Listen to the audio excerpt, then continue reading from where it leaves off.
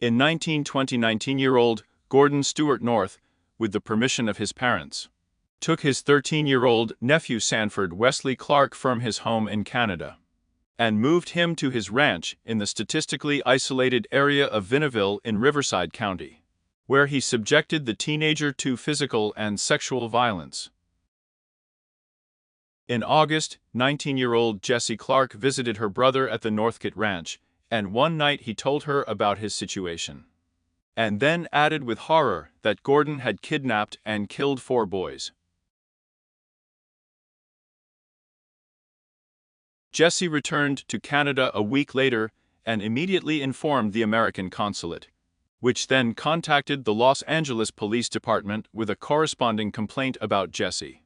In the department, studying the complaint, Jessie found that Sanford had crossed the border with some violations, and therefore appealed to the US Migration Service. On the 31st of August, 1928, 2 inspectors of this service, Judson Shaw and George Scullern, arrived at the Northcott Ranch. Northcott himself saw the inspectors driving up to the ranch, mistook them for policemen, and, threatening Sanford that they would shoot him, ordered the latter to detain the inspectors, and he fled to the nearby forest. Sanford fooled the inspectors for 2 hours under far-fetched pretexts, and only when they managed to convince him that they could protect him, he allowed them to take him into custody. Sanford told the police a shocking story that his uncle Gordon, his grandmother Sarah Louise, Gordon's mother, and Sanford himself, under their pressure, killed 3 little boys whom Gordon had abducted and raped before. Sanford said that quicklime was used to destroy the bodies, and the remains were buried on the ranch. The police found the burial exactly where Sanford indicated, but there were no bodies in them. Since Northcott, having learned that the boy was arrested and the police were looking for him, dug up the remains in advance and took them to the desert, where they finally decomposed. Nevertheless, blood, hair, and bone particles were found in the graves. During the search of the ranch, axes with blood stains were also found. Gordon Northcott himself fled with his mother to Canada, where he was arrested in Vernon, British Columbia. According to Sanford, it all started in the same 1928th year. First, Northcott shot a Mexican boy with a .22 caliber rifle, who, like Sanford, was a henchman at Gordon's ranch.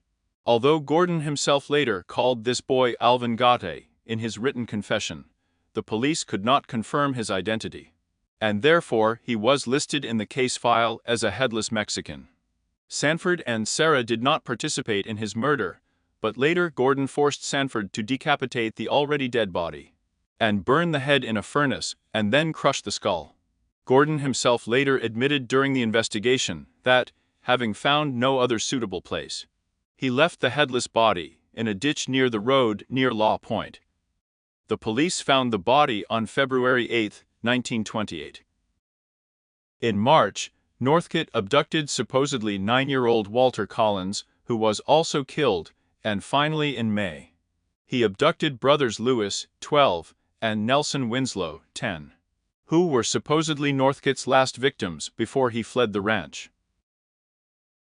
The 2 boys who were killed were identified as Lewis and Nelson Winslow, aged 10 to 12, respectively.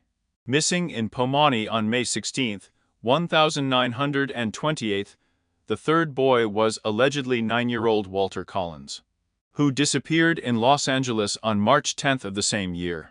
The 4th Mexican boy has not been officially identified. Canadian police have arrested Gordon Stewart Northcott and his mother, September 19, 1928. But because of mistakes in the documents, they were deported to Los Angeles only on November 30. Sarah Northcott initially confessed to killing Collins, but then retracted her words, as did Gordon, who confessed earlier to killing more than 5 children, but then began to recant his testimony. In court, he behaved defiantly and eventually refused the services of 3 lawyers in turn. As a result, Sarah Northcott took the blame for the murder of Walter Collins, and on December 31, 1928, she was sentenced to life imprisonment. She served time in Chappie State Prison, where she was paroled less than 12 years later. During the sentencing, Sarah claimed that her son was innocent and made a number of strange statements about his origin.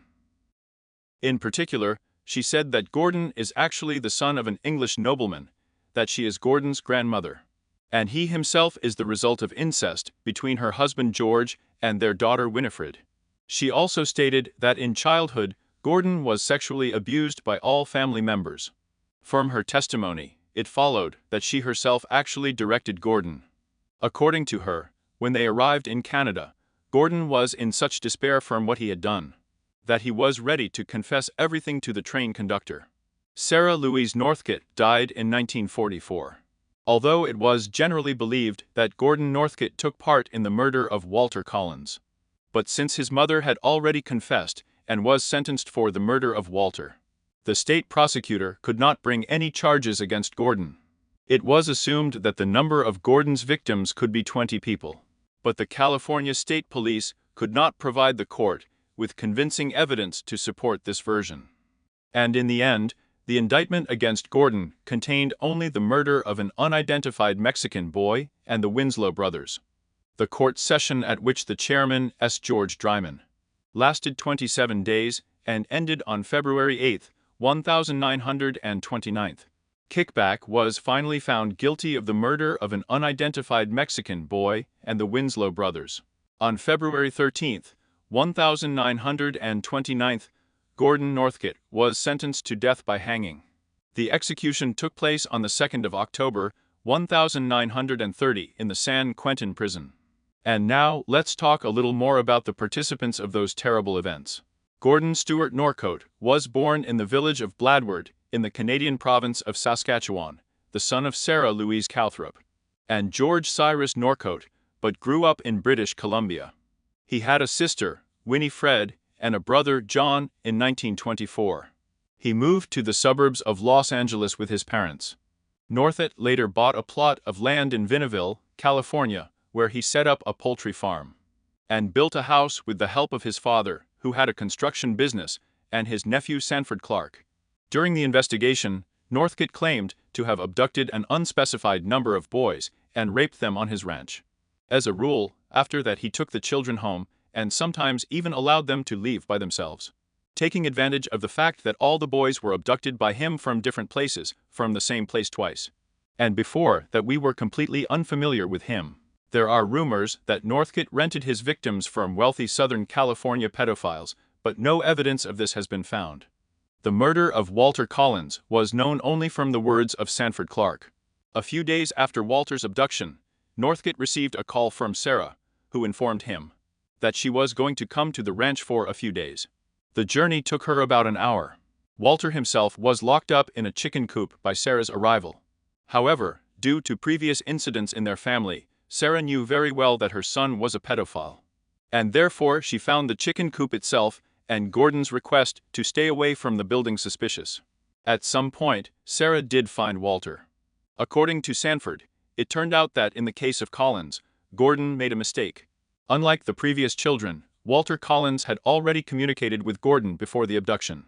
It happened in a supermarket where Walter took a fancy to Gordon and, accordingly, could identify him. Since Walter could really give Northcott away, Sarah told her son that the boy knew too much and he needed to be silenced immediately. Sanford Clark later testified that Sarah decided that they should all participate in the murder of Walter Collins together. The three of us. Because then no one will think of going to the police with a denunciation. Gordon Northcott suggested using a gun. But Sarah was afraid that the noise would attract neighbors. The blunt end of the axe handle was finally chosen as the murder weapon, which was used when Walter was sleeping on a cot in the chicken coop. Gordon, Sarah, and Sanford took turns hitting Walter, each of which was fatal. In a similar way, they later dealt with the Winslow brothers. Being on his uncle's farm and being intimidated by him, Sanford sends letters home. Did not tell them what was really happening to him, which is why his older sister Jessie was suspicious of her brother's overly rosy letters. So she came there for a few days to stay.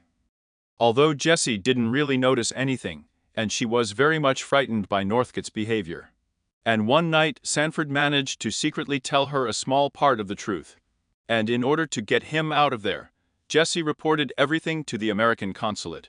Sanford Clark was never tried for these murders because Assistant District Attorney Lowell Kelly firmly believed that Sanford was an innocent victim acting under threats and sexual abuse of Gordon, and that he was definitely not a willing participant in the crimes. Kelly managed to persuade Sanford to sign a contract to send him to the either school for boys, later renamed the Fred Nels Correctional Institution for Youth, where an experimental program for juvenile delinquents was then in full swing. Kelly assured Sanford that this school would help him fully recover. Initially, under the contract, Sanford was sentenced to 5 years of stay at this school.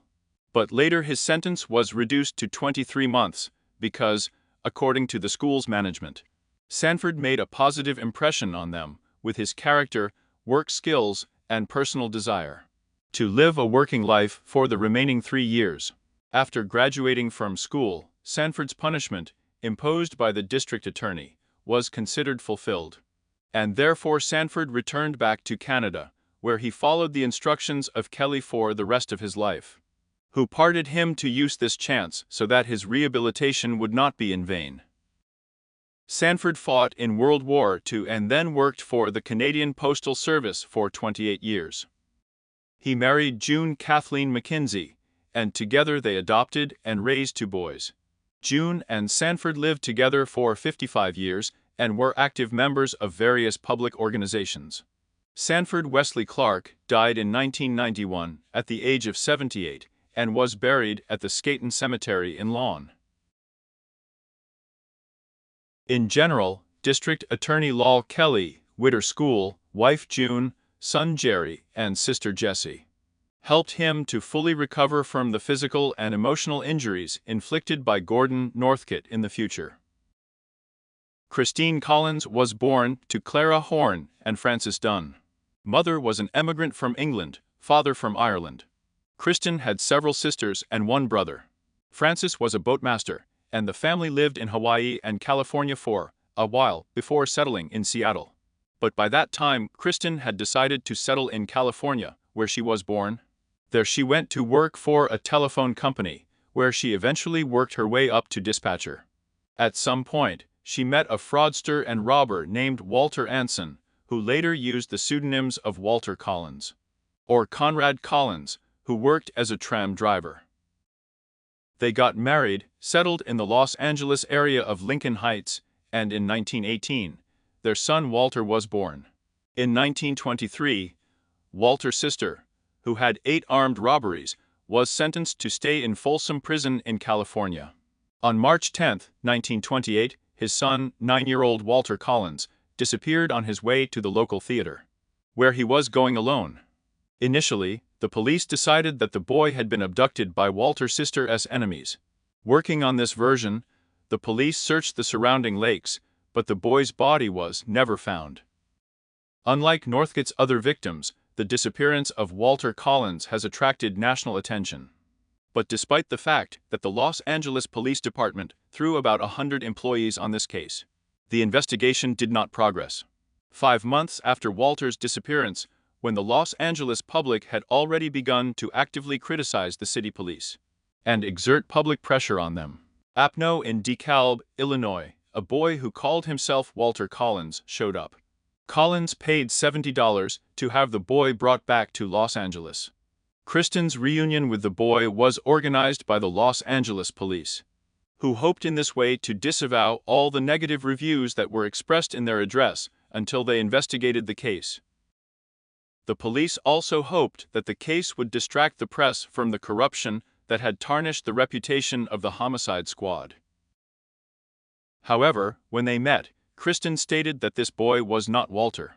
The police captain investigating the case, J.J. Jones, advised her not to jump to conclusions, but to take the boy to her home for a few weeks to finally think about everything there. And Collins, who was experiencing severe emotional exhaustion, agreed. 3 weeks later, Christine Collins came to Jones and continued to insist that this boy was not her son. She had with her the certificates of dentists and the testimony of her friends, who also refused to recognize the boy as Walter. Then Jones placed Colleen in the psychiatric department of the Los Angeles County Hospital with a diagnosis of Code 12, under which at that time, people who were considered dangerous to society were put in prisons and hospitals. 5 days after Christine Collins' imprisonment, Captain Jones interrogated the boy, and he confessed that he was actually 12-year-old Arthur Jacob Hutchins from Iowa who had run away from home. It turned out that some tramp in a roadside Illinois cafe noticed Hutchins and his similarity to the missing Walter. The boy had a dream to get to Hollywood to see his favorite actor Tom Mix there, and so he decided to pretend to be Walter Collins. 10 days after Hutchins' confession, Christine Collins was released from a psychiatric hospital and immediately began legal proceedings against the Los Angeles Police Department. Sanford Clark also failed to identify Hutchins as Walter Collins. Ultimately, on September 13, 1930, Christine Collins won a lawsuit against Captain Jones and had to receive compensation in the amount of $10,800, which Jones did not pay her. When the deception was revealed, Hutchins went to the Iowa Public School for Boys in Elder for 2 years. In his confession, he openly apologized to Christine Collins and the authorities of the state of California. As an adult, Hutchins began selling concessions at carnivals.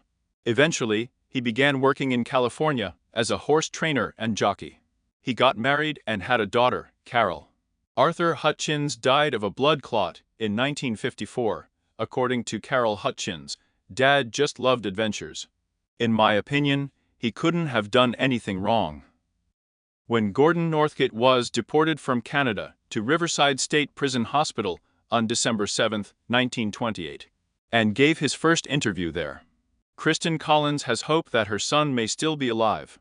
At the trial, she asked Northcott if it was true that he had killed her son, and in response, she received a confession in which there was no logic, and the truth was mixed with lies, from which Collins concluded that Northcott was insane. Because Northcott, according to him, could not remember if he had met Walter, and could not remember if he had killed him. Christine hoped her son was still alive. In October 1930, Gordon Northcott sent Christine Collins a telegram, in which he claimed that he was lying when he said that her Walter was among his victims. Hours before Northcott's execution at San Quentin Prison, Collins became the first woman in more than 30 years to be allowed to visit a serial killer on the eve of his execution. He promised to tell her the truth if she came to him personally. But when she arrived, he began to evade the meeting. "I don't want to see you," he said. "I don't know anything about it. I'm not guilty."